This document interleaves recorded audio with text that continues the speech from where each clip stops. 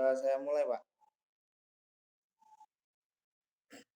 Baiklah, perkenalkan saya Arbidansa akan menjelaskan laporan pendahuluan tentang definisi kehamilan ektopik, yaitu istilah ektopik berasal dari bahasa Inggris yang berarti ektopik dan akar kata dari bahasa Yunani yang berarti topos yang berarti tempat.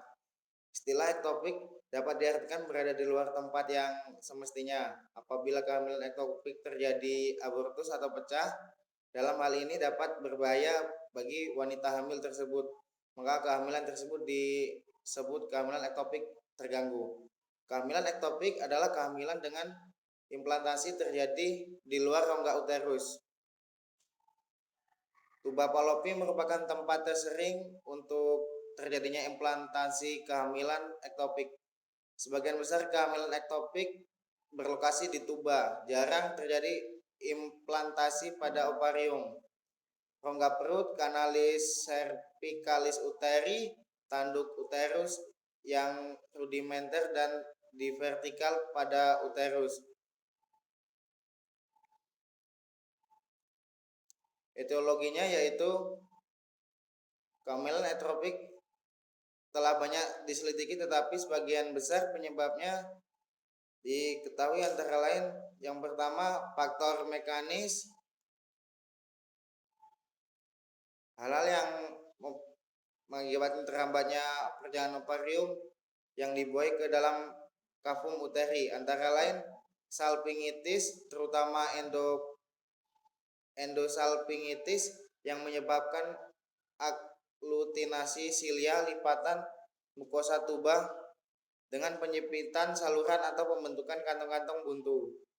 Selanjutnya yaitu adesi peritubal setelah infeksi pasca abortus atau infeksi pasca nipas. Yaitu yang ketiga kelainan pertumbuhan tuba terutama di vertikulum, ostium, aksesorius, dan hipoplasi, namun ini jarang terjadi. Selanjutnya bekas operasi tuba, memperbaiki fungsi tuba atau terkadang kegagalan usaha untuk memperbaiki patensi tuba pada sterilisasi. Faktor fungsional yaitu yang pertama migrasi eksternal ovum, terutama pada kasus perkembangan ductus muleri yang abnormal. Yang kedua reflux menstruasi. Yang ketiga berubahnya motilitas tuba karena perubahan kadar hormon estrogen dan progesteron. Yang keempat peningkatan daya penerimaan mukosa tuba terhadap ovum yang dibuahi. Yang kelima hal ini dapat terjadi karena riwayat kehamilan ektopik terganggu dan riwayat abortus induksi sebelumnya. Klasifikasinya yaitu kehamilan ektopik berdasarkan lokasinya antara lain yang pertama tuba Fallopi, pars interstitialis, istimus, ampula, infundibulum, fimbriae. Selanjutnya uterus yaitu yang pertama kanalis cervicalis, diverticulum, komu, tanduk rudimenter. Selanjutnya ovarium, intraligamenter, abdominal, primer dan sekunder, kombinasi kehamilan dalam dan luar uterus. Patofisiologinya yaitu tempat-tempat implantasi kehamilan ektopik antara lain ampula tuba atau lokasi tersering, isthmus, fimbriae, pars interstitialis, cornu uteri, ovarium, rongga abdomen, cervix, dan ligamentum cardinal. Juga dapat beralimentasi tepat pada sel kolumotor tuba maupun secara interkolumunar.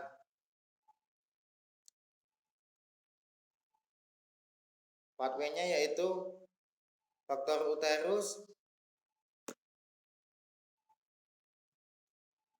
dari tuba, ovarium, selanjutnya ke kehamilan ektopik terganggu, selanjutnya salpingectomy ovarium dextra, selanjutnya salpingectomy ovarium dextra terbagi menjadi 4.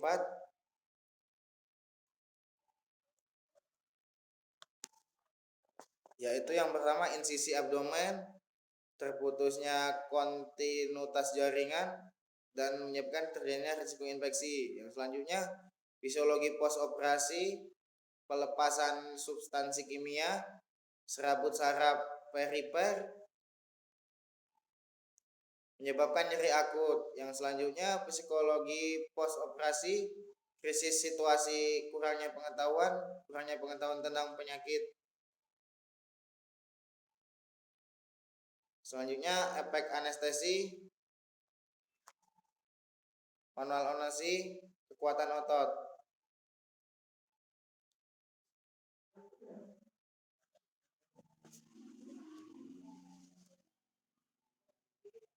Manifestasinya klinis yaitu gambaran klinik kehamilan ektopik sangat bervariasi tergantung dari ada tidaknya ruptur. Triad klasik dari kehamilan ektopik adalah nyeri, amenorea, dan pendarahan per vagina. Selain gejala-gejala tersebut, pasien juga dapat mengalami gangguan vasomotor berupa vertigo atau sinskop, nausi, udara terasa penuh, vertigo, nyeri abdomen bagian bawah, dan dispreneo. Pada pemeriksaan fisik dapat ditemukan nyeri tekan pelvis, pembesaran uterus, atau massa pada aks new. Namun tanda dan gejala dari kehamilan ektopik harus dibedakan dengan appendicitis, salpingitis, ruptur, kista, corpus luteum, atau folikel ovarium. Pada pemeriksaan vagina timbul nyeri jika serviks dirakan, cavum Douglas menonjol, dan nyeri pada perabaan. Tanda dan gejalanya yaitu yang pertama nyeri abdomen bawah atau pelvic disertai amenorrhea atau spotting atau pendarahan vagina. Selanjutnya menstruasi abnormal. Selanjutnya abdomen dan pelvis yang lunak. Selanjutnya perubahan pada uterus yang terdorong ke satu sisi oleh masa kehamilan atau tergeser akibat perdarahan.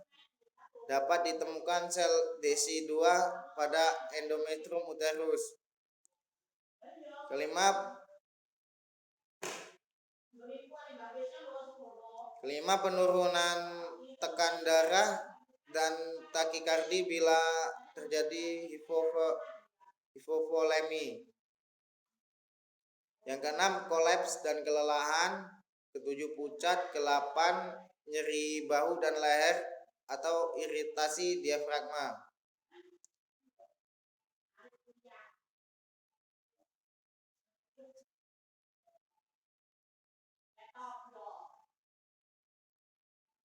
Selanjutnya yaitu nyeri pada palpasi. Perut pasien biasanya tegak dan agak kembung. Gangguan kencing, kadang-kadang terdapat gejala besar kencing karena peritoneum oleh darah di dalam rongga perut. Pembesaran uterus. Gejalanya antara lain yang pertama nyeri panggul atau perut hampir terjadi 100% kasus kehamilan ektopik. Nyeri dapat bersifat unilateral atau bilateral, terlokalisasi atau tersebar. Gejala yang kedua yaitu pendarahan. Dengan matinya telur DESI2 mengalami degenerasi dan nekros dan dikeluarkan dengan perdarahan. Perdarahan ini pada umumnya sedikit. Pendarahan yang banyak dari vagina harus mengerahkan pikiran ke abortus biasa. Selanjutnya gejala yang ketiga, amenorrhea. Hampir sebagian besar wanita dengan kehamilan ektopik yang memiliki berkas perdarahan pada saat mereka mendapatkan menstruasi dan mereka tidak menyadari bahwa mereka hamil. Selanjutnya penyakit laksananya yaitu yang pertama, penanganan kehamilan ektopik pada umumnya adalah laparotomi, dan dalam tindakan demikian beberapa hal yang harus diperhatikan dan dipertimbangkan antara lain yang pertama kondisi ibu pada saat itu, Kedua, keinginan ibu untuk mempertahankan fungsi reproduksinya. Yang ketiga, lokasi kehamilan ektopik. Yang keempat, kondisi anatomis organ pelvis. Yang kelima, kemampuan teknik bedah mikrodokter. Yang keenam, kemampuan teknologi fertilasi in vitro setempat.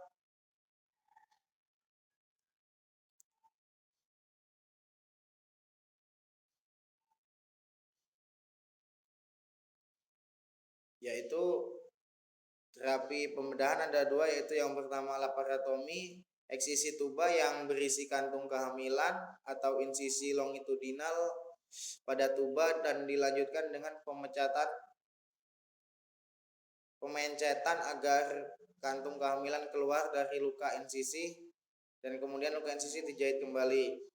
Yang kedua yaitu laparoskop untuk mengamati tuba falopi dan bila mungkin lakukan insisi pada terapi superior dan kantung kehamilan dihisap keluar tuba.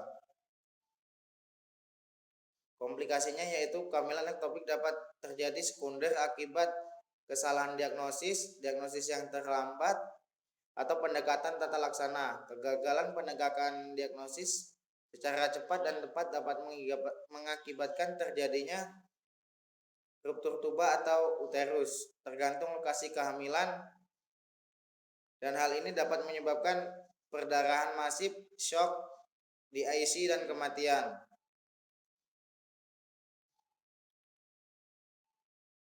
Pencegahannya yaitu berhenti merokok akan menurunkan risiko kehamilan ektopik. Wanita yang merokok memiliki kemungkinan yang lebih besar mengalami kehamilan ektopik. Berhubungan seksual secara aman seperti menggunakan kondom akan mengurangi risiko kehamilan ektopik. Dalam arti berhubungan seks secara aman akan melindungi seseorang dari penyakit menular. Pemeriksaan penunjangnya yaitu yang pertama laboratorium, hematokrit, sel darah putih, tes kehamilan.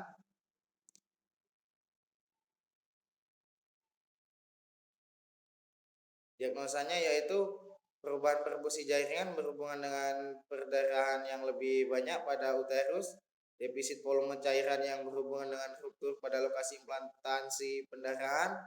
Yang ketiga, nyeri yang berhubungan dengan ruptur tuba falopi pendarahan intraperitoneal. Yang keempat, kelemahan berhubungan dengan banyaknya darah yang keluar saat perdarahan. Kelima, berduka berhubungan dengan kematian janin. Keenam, ansietas berhubungan dengan proses akan dilakukannya pembedahan.